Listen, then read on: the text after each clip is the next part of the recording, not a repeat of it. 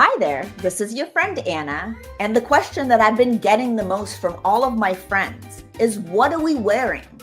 This age-old question isn't just about choosing an outfit, it's about choosing how we present ourselves to the world.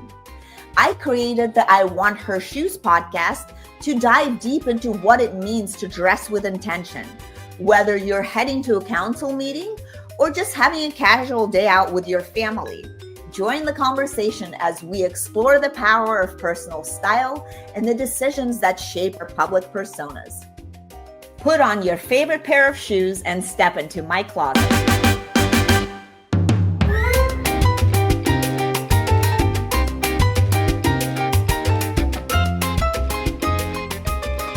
Welcome back to I Want Her Shoes podcast, where we spotlight powerhouse women navigating identity, ambition, reinvention, and personal truth in every season of life. I'm your host, Anna Anisin, and today's episode is about migration, not just across countries, but across identities. Yes. My guest is Padmini Pandya, the voice behind Pieces of Miss Minnie, which I love, on YouTube. And it's a living archive of love letters of her life, which is super cool. And it's a fourth generation Indian shaped by her family migration from India to East Africa to the UK to the US, and nearly a decade across Asia and back again. But Minnie carries generations of displacements, activism, intellect, and resilience in her bones, which is amazing. Oh, thank you. And she's a daughter of refugees and immigrants, corporate strategist, entrepreneur, spiritual seeker, cultural translator, and she lived multiple lives in one lifetime. And you're continuing to live. I am. Sadly reinventing myself. And across continents, careers, awakenings, and heartbreaks, this is a conversation about belonging everywhere and nowhere all at once, because you've mentioned that to me several times. Absolutely. And it's about identity as inheritance, about style as cultural memory, and about what it means to build a self when history built you first. So it's so amazing to have you here, and many welcome. And let's begin at the beginning.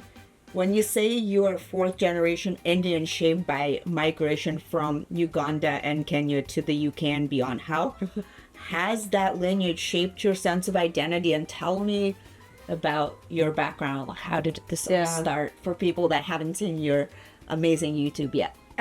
Thank you very much, and thank you so much for having me on here in this fabulous environment. You belong here because you're fabulous. I was like, I can't. You can walk in very high heels. I cannot walk in heels like this. No. I look like I can walk in heels really well. Like I've been. Well, you don't need to walk. You could just sit in them. Yeah, lay in them. A maximum, rather. But anyway, thank you so much. To your question, so I guess a lot of it has to do just with history and how much people know and don't know, and so. Let's pretend people don't know anything. So, okay, there have been many empires. A lot of people have colonized and run on imperialism and colonialism and slavery.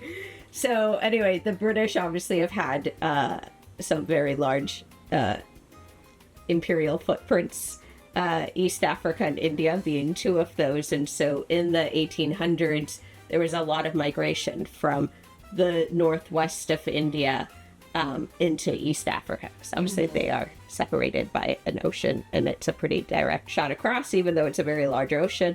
And so there was a lot of trade and a lot of opportunity, and some people were brought to work on the railroad. Some people were, by their own accord there. So there were a lot of different reasons, but there was a mass migration starting in the mid 1800s, and so that was how both sides of my family ended up in East Africa. My mother's side of the family is from Uganda, and she was born and raised in Kampala. And my father's side of the family is from Kenya, and he was born and raised in Mombasa. And then during Idi Amin, there was a coup. All the South Asians had to leave with, 3 months notice. And so my mom became a refugee during that. They were on one of the airlifts out to the UK. A lot of East Africa as a whole broke down in the 60s, and so there was a lot of migration. So both sides of my family landed in the UK separately, and then my parents met from there in the late 70s. Well, cheers to that. That was a mouthful. So your parents actually met in the UK, and is that where you were born? Yes. Amazing. And you describe your platform as love letters to our lives. What made you feel ready to tell those stories now? Because they're very intimate stories. Yeah, I think I didn't know where to put them. You know, I had to do something with them. And I think like my heart had been broken by people, by life, by circumstances, by, you know, seeing the true nature of people, by, you know, life in general. But it was like, I was also healing from so much. But I needed to tell my story. It was like a calling that I had, like, psychically, where it just had to come out. And I like digital media. I like video in particular. I think there's so much when you're telling a personal story, so much more there. And I'm just not naturally a writer. So I just leaned into, you know, the YouTube version of it. Well, now with AI, you can make them all into beautiful stories, you know, so you can maybe do a book from them, you know, because you can just feed the videos in and it'll write the book that you could edit. You actually are the woman. I'm like, yes, actually, there are a couple of questions I will have for you after this. Yes, I'm happy to answer. And well, let's get back to you. It's such a, you know, you're such a unique person. And as a daughter of refugees, immigrants, and activists, what emotional inheritance did you grow up carrying? And I'm sure it's a lot, and that's why you have these love stories. How has really that influenced your ambition and reinvention? I feel like it probably has, right? Yeah, a lot. I think, you know, I could never have had a sense of entitlement, because it was like we had been, you know, some people are at the mercy of much bigger systems and governments and wars and things that have, you know, and there is no, even if there is right and wrong, there perhaps might not be like there might not be justice, you know, you just have to like make it work. And I think, I kind of inherently recognized that I was like, I think it took me a lot longer to put it together, the pieces, but I was like, there was no way this was accidental. Right. You know, just the amount in my family, and then even that I like left for Asia and came back, like there were just too many, and we moved around a lot. I realized I'm like, this was a tough story, but it was a bigger story, and I'm coming to the conclusion that like it couldn't have happened any other way. No, that's really beautiful. You've lived in the UK, US, and Asia and beyond. Where do you feel most at home?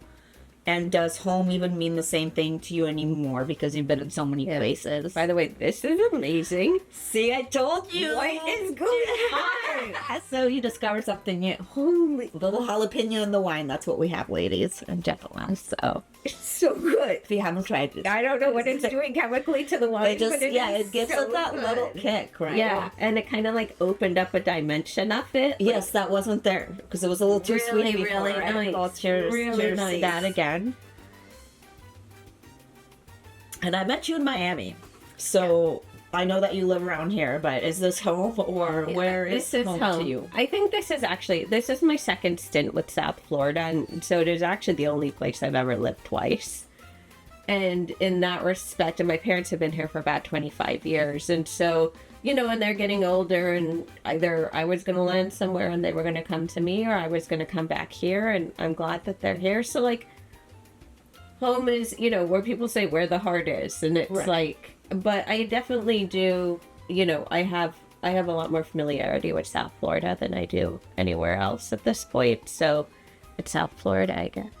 Yeah, I think it's fabulous here. Yeah, so, I mean, I'm glad. Yeah, I'm not complaining. I call this home too. For once, I'm like, they got it right.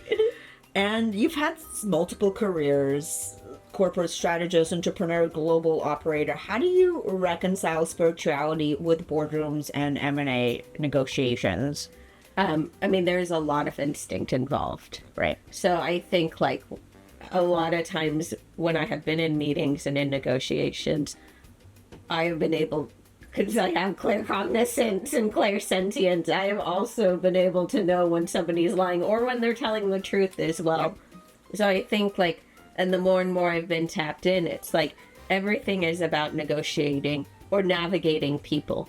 Everything is everyone's like psychological dynamic, which you can't see, but you can sometimes infer.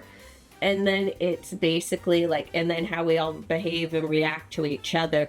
And actually, like, working for organizations is really weird because it's like, you're putting yourself on the line as like a person, an individual, but like if you're an employee, it's also kind of weird that like, you know, you're basically a mercenary, but like that kind of loyalty can change at any point. So you kind of have to understand who the people are underneath. Yeah, no, I feel like it is really about the people, right? Yeah. And spending 10 years, a whole decade in Asia and regional leadership roles, what did that chapter teach you about cultural nuance and power dynamics? Because it's so different. It's not the same as it is here.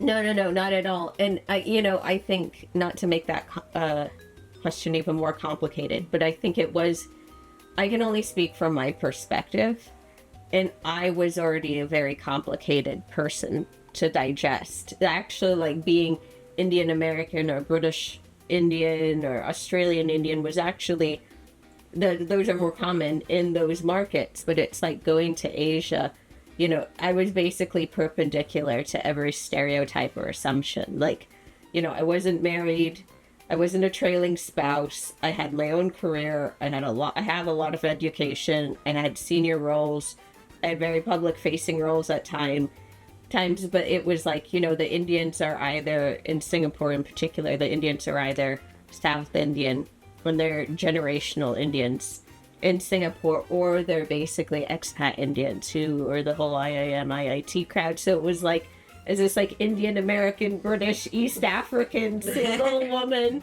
doing these like crazy roles? Like no one knew what to make of me. So it was exhausting. I felt like I had to like really accommodate a lot of people's biases, like their misconceptions and like stereotypes were now my problem. It was exhausting, but I think like to a certain extent I hope like I evolved people as well, that they could see like there are Different people than you. Yeah, exactly. You can't put everybody in a box, right? The world is a nuanced place. Yeah, and let's talk a little bit about belonging for women who feel in between cultures, between careers or identities. What have you learned about standing confidently and then between lines? Because you're the person that is the best to talk about that for sure. I think there are a lot more people at the in-between than we recognize. Even if they're a minority, they're a much larger minority. And I think like life is, they're more mixed race kids now, mixed religion. They've lived in different cities and different countries. I think what I had to recognize was we were a few generations ahead of the curve. Yep. That like in a generation or two, stories as complicated as mine could exist. It will exist, and so they, and I'm they not should the only, exist. yeah, Yes. and I'm not the only person. But I just realized I was like, I was early. Yeah, you took one for the team. Yes, I took a number for the team. Well, cheers to that. I think you've definitely kind of like spearheaded this whole. You were kind of the nomad before nomad was like something that existed, right? Like, I wasn't volunteering. Yeah, exactly. Yeah, I feel like that's kind of what you were. And let's talk a little bit about spiritual awakenings, burnouts, rebirths. What was your most transformative turning point kind of during your journey and how you continue the journey today? There were, I think there were 2 or 3. The death of my late ex-husband. That one took my legs out from under me for like a solid year. And I think that was where like I really, evolved. It just like, it hit me harder and deeper. But I'd say also the second one that I would credit would be doing ayahuasca. Ayahuasca changed my life. I don't want to do it again. Like, keep it the fuck alive. Yeah. I don't even want to smell Yeah, I haven't done it, but I hear like that what you're saying, it can really change your life. So maybe you could talk a little bit more about that and share your experience. Yeah. I did it when I was basically at rock bottom, but still didn't, like, rock bottom as far as, like, how down I was on myself. Right. But I could see it and I couldn't see it. I still was, like, lying to myself. And ayahuasca will just, like, strip everything out. And so it was horrifying in one respect because, you know, at a certain point, everyone has to be accountable. And I never really struggled with accountability, but I think, like, it was also, I could see people. It's like everyone's masks that I already knew they were wearing, but it was really like, see that. and literally they all came off. But then at the same time, like, I didn't realize how plugged in to God and the divine I really was. And I think, like, that also just completely, it humbled me, to say the least, but, like, it completely reignited me. And that was, like, you know, that was a couple years ago, but that was really, like, that changed my DNA. Wow, that's amazing. I love Yeah. that. Thank you so much for sharing. I'll have to, cheers to ayahuasca. I was like, no, like, I'm not suggesting. I don't want to be held responsible for. But it sounds like if that's, you know, the right time of your life, that's something that can really help you kind of find that center that you're And I didn't looking for. even know. I wasn't looking for it. It was a mentor who told me to go, and he basically did the introduction and set it up. And he was right. But I'm glad I didn't even, I showed up so ill prepared. I did not read any of the instructions. I did not do any preparation. I had no idea where I was going. I had, like, I just showed up thinking And you were present and you got what you came for. Yeah, I got my So- ass handed to me. But then Yeah. you said Like, I feel like I needed it. you needed it. And well, now let's bring in fashion. How has your personal style evolved through your migration? And do you see your wardrobe as cultural storytelling? Just because it must have been so different from Asia to the UK to the US, you know? Yeah. Like, I think it's like, so there are a couple aspects to it. One, you know, my father has 5 sisters and they were all into fashion. So growing up in London in, like, the 80s and stuff, and all of my aunts were, like, so, you know, fashionista, like, shopaholic, like, you know, so, and they all had different style, but, like, I grew up around it. And then I actually, you know, so we traveled a decent amount, so then you're picking up stuff, so it was like my wardrobe, thankfully, was inherently already kind of international growing up. I went through a lot of different phases. I have definitely made some, like, questionable sartorial decisions. we all have. At some points in my life where I'm like, oh well, like, at least It's I could okay. pull it, you know, I'm like, at least I had the body to pull it off. Like, but There you go. you know, but so much of my wardrobe that I have really, like, what I love about traveling is the shopping. Yeah. Like, that is a big part of it for me, because then it's like you pick up such unique things that you wouldn't find anywhere else, and then they kind of become blended in your wardrobe. And so, like, I don't know how anyone would describe my style, because, you know, that also varies on, like, I your always feeling. notice your jewelry. I feel like you have some cool jewelry. Oh, okay, cool. So yeah, like, do you collect jewelry as well Yeah. when you travel? Jewelry's a huge one, because that, when you, especially because it doesn't take up that much space. Yep.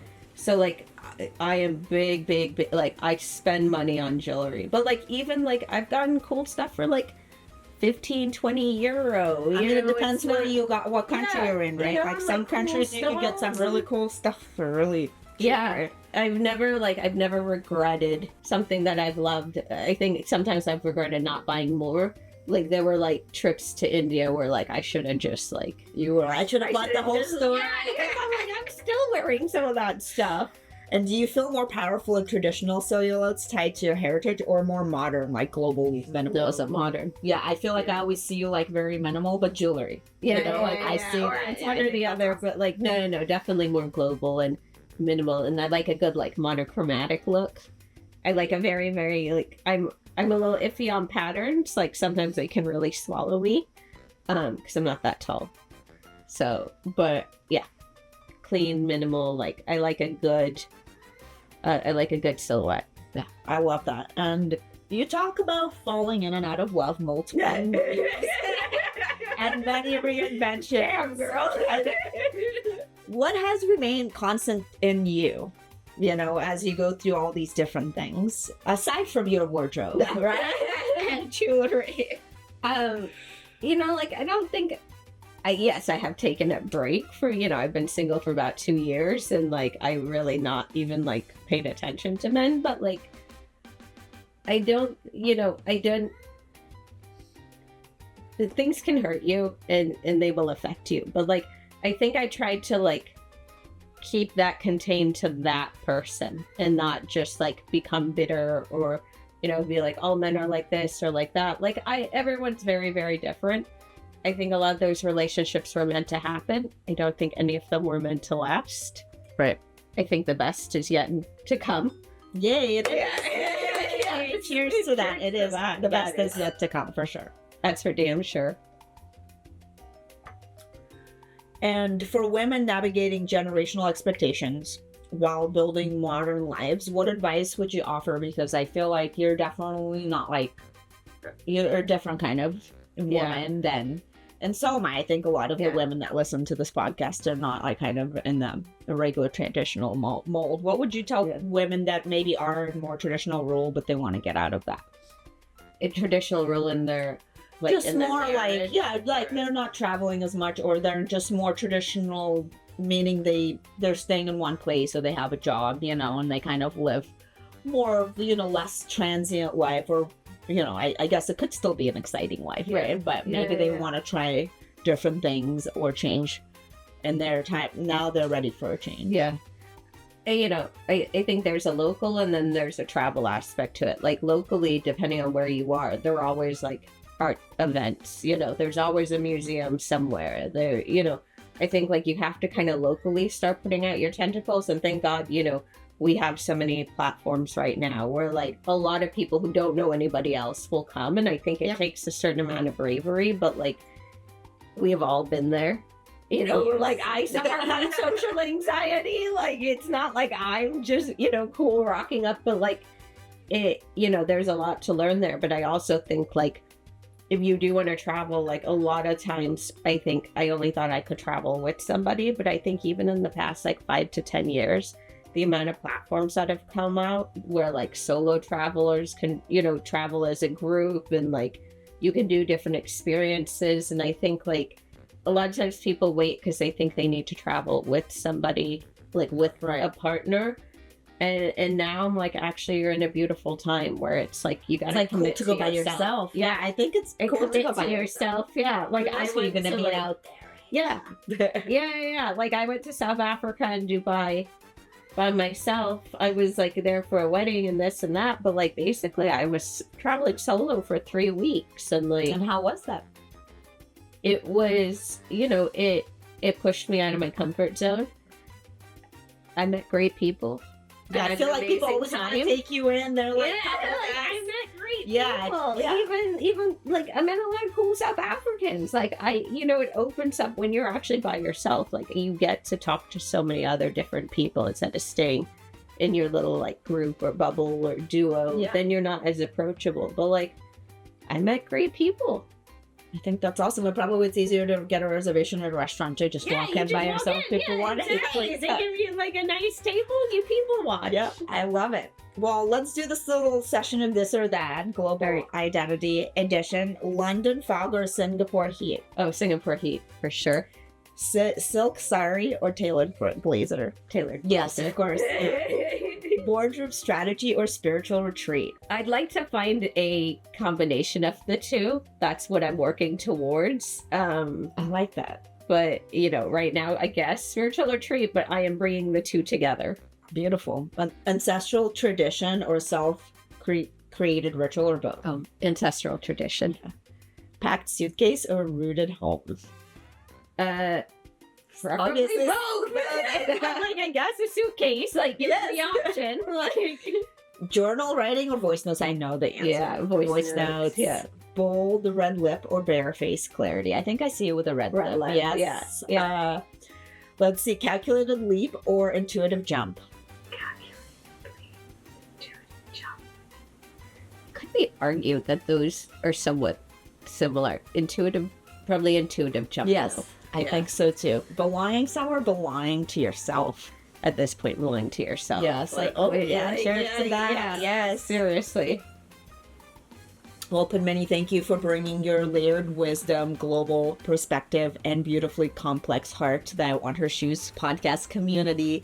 You remind us that identity is not fixed, it's woven, that migration isn't just geography, it's evolution, and that belonging isn't about location, it's about self-trust. And to everybody listening, whether you're navigating generational shifts, cultural duality, burnout, rebirth, or simply trying to understand where you fit in this world, may this episode remind you you're allowed to be plural, you're allowed to be layered, you're allowed to evolve beyond the map you were given, and your story is not fragmented, it's expansive just like you, and we'll see you in your shoes, and it's amazing to have you. Thank you so much. This was so much fun. No, thank you.